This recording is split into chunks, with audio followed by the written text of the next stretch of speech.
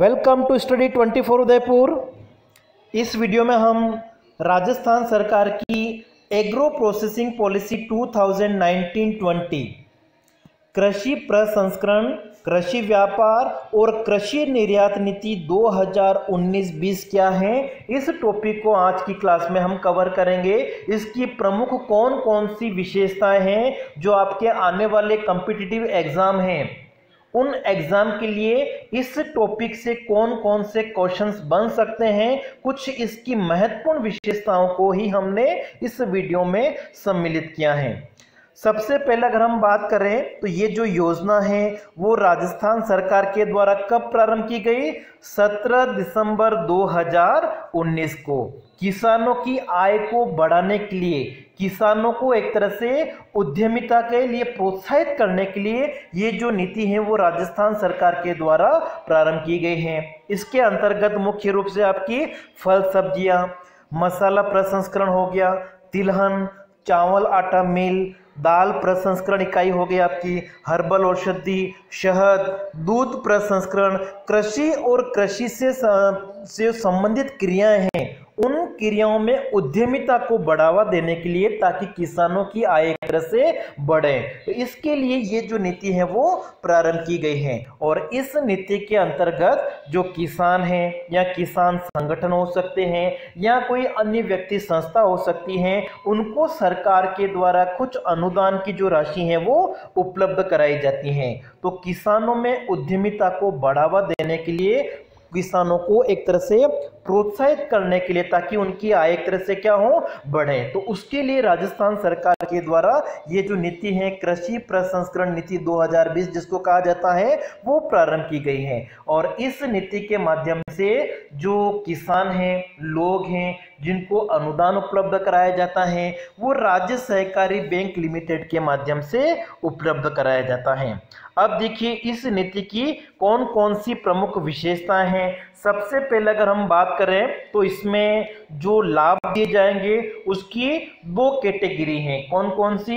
एक तो किसान और किसान संगठन और दूसरा अन्य व्यक्ति हो सकते हैं। ठीक है, तो सबसे पहले अगर हम कैपिटल सब्सिडी की बात करें, पूंजीगत अनुदान, ठीक है, पूंजीगत अनुदान मतलब जो उद्यम किसान के द्वारा स्थापित किया जाएगा उसमें जो फिक्स्ड इन्वेस्टमेंट किया जाता है, ठीक है, स्थायी निवेश मतलब जो स्थायी परिसंपत्तियां हैं जैसे कि प्लांट हो गया आपका, मशीनरी हो गया, उपकरण हो गया, इनको खरीदने के ऊपर राज्य सरकार के द्वारा कुछ सब्सिडी, आर्थिक सहायता या अनुदान की जो राशि है वो उपलब्ध कराई जाती है। तो स्थायी जो निवेश है, प्लांट, मशीनरी, उपकरण, इनको खरीदने के लिए सरकार के द्वारा पूंजीगत अनुदान दिया जाता है। इसकी दो कैटेगरी हैं। कौन कौन सी? फर्स्ट कैटेगरी में किसान या किसानों के जो संगठन होते हैं उनको सम्मिलित किया गया है। और इसके अंतर्गत क्या होता है कि जो उद्यमी, ठीक है, किसानों के द्वारा जो उद्यमी स्थापित किया जाएगा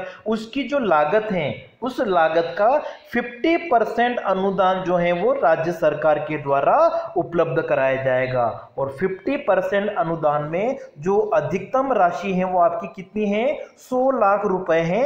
1 करोड़ रुपए अधिकतम अनुदान जो है वो राज्य सरकार के द्वारा दिया जाएगा। अगर कोई उद्यमी नया उद्यम स्थापित करता है, उसमें प्लांट, मशीनरी, उपकरणों को खरीदने के ऊपर अगर उसका खर्चा माना कि 70 लाख रुपए हैं, तो इसका जो 50% है मतलब 35 लाख रुपए का जो अनुदान है वो राज्य सरकार के द्वारा दिया जाएगा। लेकिन यदि किसान या किसान संगठन के द्वारा जो निवेश किया गया है इन स्थायी संपत्तियों में वो माना कि अगर 3 करोड़ है और 3 करोड़ का जो 50% होता है वो कितना होता है? 1.5 करोड़, 1.5 करोड़। लेकिन ऐसी स्थिति में अधिकतम अनुदान की जो राशि है वो कितनी है? 1 करोड़ की होगी। ठीक है, तो अधिकतम सीमा क्या है आपकी? 1 करोड़ रुपए है। तो किसान अथवा किसान संगठन के द्वारा इस प्रकार की जो मशीनरी है, उपकरण है, प्लांट है, उसमें अगर निवेश किया जाता है तो इनको खरीदा अगर जाता है तो 50% अनुदान सरकार के द्वारा दिया जाएगा, जो अधिकतम कितना हो सकता है? 1 करोड़ रुपए। अब दूसरे कैटेगरी में किसान के अलावा अन्य कोई व्यक्ति, अन्य कोई संस्था अगर जो उद्यम स्थापित करते हैं इस प्रकार के कृषि प्रसंस्करण उद्योग, ठीक है, उनको एक तरह से लागत का 25% अनुदान उपलब्ध कराया जाएगा और इसकी जो अधिकतम सीमा है वो कितनी है, 50 लाख। ठीक है, अगर कोई उद्यमी अगर 1 करोड़ का निवेश करता है, ठीक है, इस प्रकार की परिसंपत्तियों, मशीन, उपकरणों को खरीदने में, नया उद्यम स्थापित करने में, ठीक है, तो 1 करोड़ का जो खर्चा किया गया है उसका 25% कितना होता है, 25 लाख। मतलब सरकार, राज्य सरकार के द्वारा 25 लाख जो है सब्सिडी, आर्थिक सहायता अनुदान के रूप में उपलब्ध कराया जाएगा और ये अधिकतम सीमा कितनी है इसकी, 50 लाख। ठीक है, अगर 3 करोड़ का निवेश किया गया है तो 3 करोड़ का 25% अगर देखा जाए तो 25% कितना होता है, 75 लाख होता है, लेकिन फिर भी अनुदान जो है वो कितना होगा, केवल 50 लाख तक ही होगा। मतलब ये एक तरह से अधिकतम सीमा हो गई। लेकिन यहाँ पर जो उद्यमी अगर कोई भूमि खरीदता है या पुरानी मशीनों को खरीदता है तो पुरानी मशीनों को खरीदने पर किसी प्रकार का कोई अनुदान नहीं दिया जाएगा। ठीक है, अनुदान किस पे दिया जाएगा, भूमि खरीदने पर नहीं दिया जाएगा और दूसरा पुरानी मशीनों को खरीदने पर कोई अनुदान की व्यवस्था नहीं होगी। मतलब ये जो अनुदान है, आर्थिक सहायता है, वो सरकार के द्वारा भूमि के अलावा जो स्थायी उपकरण है, मशीनरी, प्लांट, उपकरण, उनको खरीदने पर दिया जाएगा और नई मशीनों को खरीदने पर एक तरह से पूंजीगत अनुदान दिया जाएगा।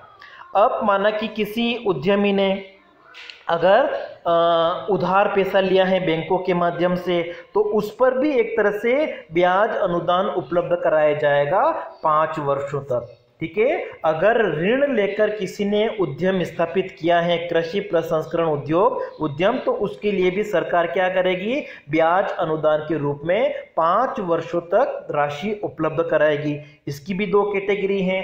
फर्स्ट आपकी कौन सी है, किसान और किसान संगठन के द्वारा अगर ऐसा किया जाता है तो उनको 6% तक ब्याज अनुदान के रूप में दिया जाएगा और अधिकतम कितना होगा, जो आपका 50% अनुदान की जो राशि थी, अधिकतम 1 करोड़, उसी के बराबर होगा। ठीक है, ब्याज का जो अनुदान है वो भी अधिकतम कितना है, 1 करोड़। इसका मतलब दोनों लागत का जो सब्सिडी है और ब्याज अनुदान है, दोनों मिलाकर कुल कितना हो गया, 1 करोड़ प्लस 1 करोड़, 2 करोड़ रुपए तक की जो सहायता है वो उपलब्ध कराई जाएगी। और इसी तरीके से किसान के अलावा अगर कोई अन्य व्यक्ति या संस्था अगर उद्यम स्थापित करते हैं, अगर उन्होंने ऋण लिया है तो उस पे उनको 5%, ठीक है, ब्याज दर जो होती है ऋणों की, उस पर 5% का जो अनुदान है, ब्याज अनुदान, वो राज्य सरकार के द्वारा आर्थिक सहायता अनुदान के रूप में उपलब्ध कराया जाएगा।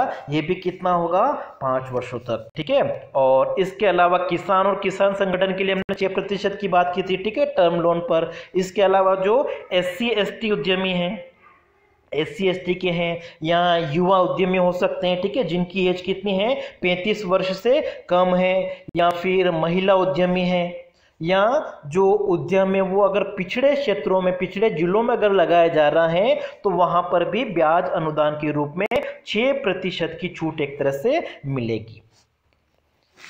अब नेक्स्ट अगर हम बात कर रहे हैं तो जो माल उत्पादित किया जाता है उसका जो भाड़ा अनुदान है उसकी भी इसमें व्यवस्था की गई है। ठीक है, परिवहन लागत जो होती है, परिवहन लागत जैसे कि वायु परिवहन भी हो सकता है, समुद्र के माध्यम से अगर निर्यात किया जा रहा है, या फिर घरेलू अपने जो देश के अंदर अगर परिवहन है तो भी सरकार जो है वो अनुदान उपलब्ध कराएगी। ठीक है, परिवहन लागत का ये कितना होगा, लगभग 20% से 40%। और ये जो अनुदान होगा वो हम कह सकते हैं 10 लाख से 20 लाख के मध्य होगा भाड़ा अनुदान।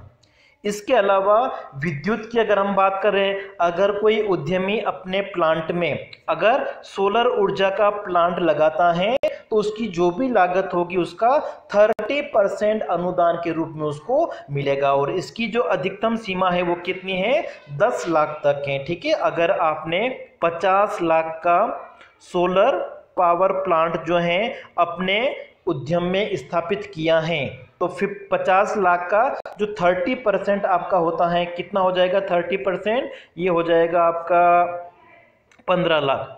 ठीक है, लेकिन 10 लाख की सब्सिडी ही मिलेगी। अधिकतम जो सीमा है वो कितनी है, 10 लाख की सीमा है। और साथ ही साथ विद्युत बिजली की अगर हम बात करें तो जो विद्युत खर्च होगा उस पर प्रति यूनिट 1 रुपए के हिसाब से भी सब्सिडी मिलेगी, ठीक है। और अधिकतम कितनी होगी ये, 1 वर्ष की अधिकतम हो जाएगी आपकी ये 2 लाख रुपए। तो विद्युत के क्षेत्र में भी अनुदान की बात की गई है। और जो एक योजना प्रारंभ की गई है 2019 में, निवेश प्रोत्साहन योजना, उस योजना के जो लाभ हैं वो भी इन उद्यमियों को मिलेंगे, ठीक है। उसमें जैसे जीएसटी रिफंड हो गया आपका, मंडी शुल्क में जो छूट के जो प्रावधान है, वो निवेश प्रोत्साहन योजना के फायदे इस योजना इन उद्यमों को भी प्राप्त होंगे। और इसके अलावा जैसे पेटेंट हो गया आपका, मार्केटिंग हो गया, आईएसओ मार्क हो गया, प्रोजेक्ट रिपोर्ट हो गया, या कोई उद्यमी अपने कर्मचारियों के लिए ट्रेनिंग प्रशिक्षण की व्यवस्था करता है, या कुछ किसी प्रकार का वो सर्वे कराता है, तो इन सभी के ऊपर भी राज्य सरकार के द्वारा अनुदान दिया जाएगा, ठीक है। तो ये जो योजना है वो एक तरह से कृषि से संबंधित जो भी क्रियाएं हैं, ठीक है, उपरोक्त में भी बताया था जैसे मैंने, ठीक है। ये जो योजना है कृषि प्रसंस्करण इकाइयां जो होती हैं, फल सब्जी मसाला प्रसंस्करण, तिलहन हो गया, मतलब जो भी कृषि आधारित परियोजना है। इनके अलावा जैसे आपका कोल्ड स्टोरेज हो गया, वेयर हाउस हो गया, बागवानी उत्पाद हो गए, इन सभी से संबंधित अगर प्रसंस्करण इकाई स्थापित की जाती हैं तो उन सभी के लिए सरकार के द्वारा ये जो योजना है, इस योजना के अंतर्गत अनुदान उपलब्ध कराया जाता है। तो आज की क्लास में इतना ही। नेक्स्ट क्लास में हम राजस्थान सरकार की और भी जो योजना है उनके बारे में डिस्कस करेंगे।